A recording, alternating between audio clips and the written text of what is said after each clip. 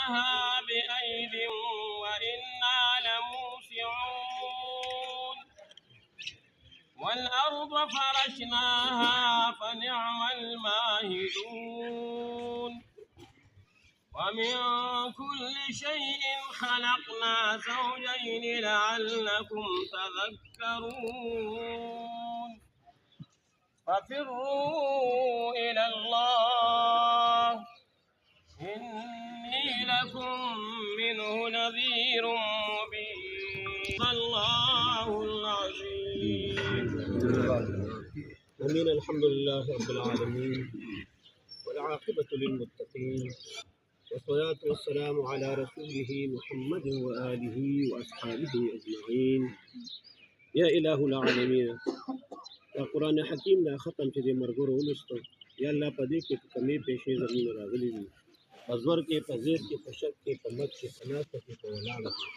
یا الله هغه کمی پیښې د مرګورو ته موږ ټولو ته معاف کړي. یا الله پس د مافین د قرآن حکیم چې څومره اجر او ثواب دی، دا خیر جهان محمد رسول الله صلی الله علیه وسلم روح مبارک ته اجر او ثواب. یا الله د هغې نه پس د صحابو، د تبع تابعینو، د مشایخو، د مفسرینو، دا اول نه د اخره پر ټول مسلمانان چې په اهل اسلام کې راغلي، یا الله د ټولو روحونو ته اجرونه ورکړي، د ټولو روحونو په یا الله ته خوشحاله کړي. یا الله د شهید ملت روح ته یا الله اجر او ثواب ورسوي.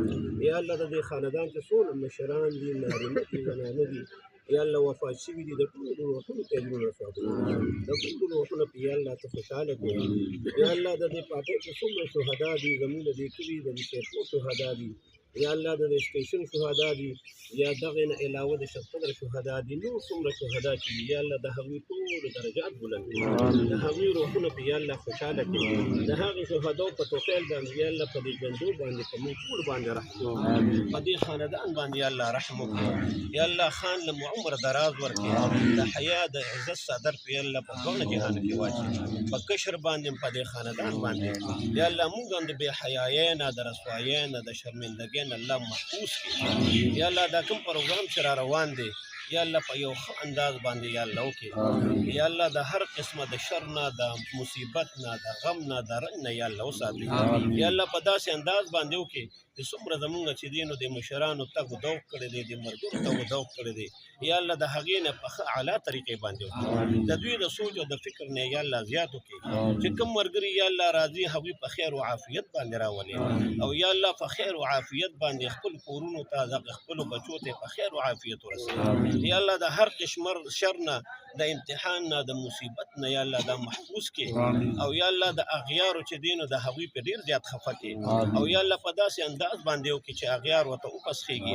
یا الله زمونږ د ملګرو له، د د ملګرو له یا الله طاقت او قوت ورکړي. دا پارټي یا الله چې دی نو زمونږ دا یا الله په داسې انداز باندې کړي چې دا اغیار چې دی نو هغه موږ ته وپسخېږي، او د دې خاندان دا چې کوم مخکې عزت او اوس هم دی الحمدلله دغې عزت زمونږ یا الله برقرار وساتي. الله زمونږ د ټولو راضي شي. یا الله دا ملګري چې کوم راغلي دي او یا الله کوم تګ و دوق کوي، یا الله دې کې ډېر خیر او برکت واچوي. یا الله د هر قسم امتحاناتو نه، د زمانې د انقلاباتو نه الله موږ محفوظ کړي.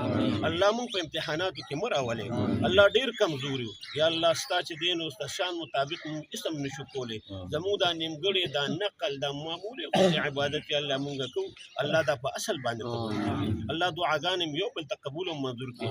د کومو ملګرو چې دعاګانې د دې پروګرام دپاره غوښتي دي، یا الله هغه دعاګانې قبول الله زمونږ نه راضي شي. الله موږ ته نه راضي او زمونږ نه راضي شي. الله موږ سره د رحم معامله وکړي، الله موږ سره د احسان معامله وکړي، الله موږ سره د عدل او د انصاف معامله وکړي. الله کمزور یو، الله موږ د دغې نه چې دی نو وساتي، زموږ د ټولو راضي شي. کوتاهۍ غلطۍ مې الله معاف کړي، په کوتاهو غلطو باندې خلک د معافۍ راکاږي. خان ته په آخر کې دعا وکړي، یا الله عمر دراز ورکړي، د دې ملت، د دې قوم د خدمت دپاره یا الله عمر دراز کړي. لا تقنطوا من رحمة الله، إن الله يغفر الذنوب جميعا.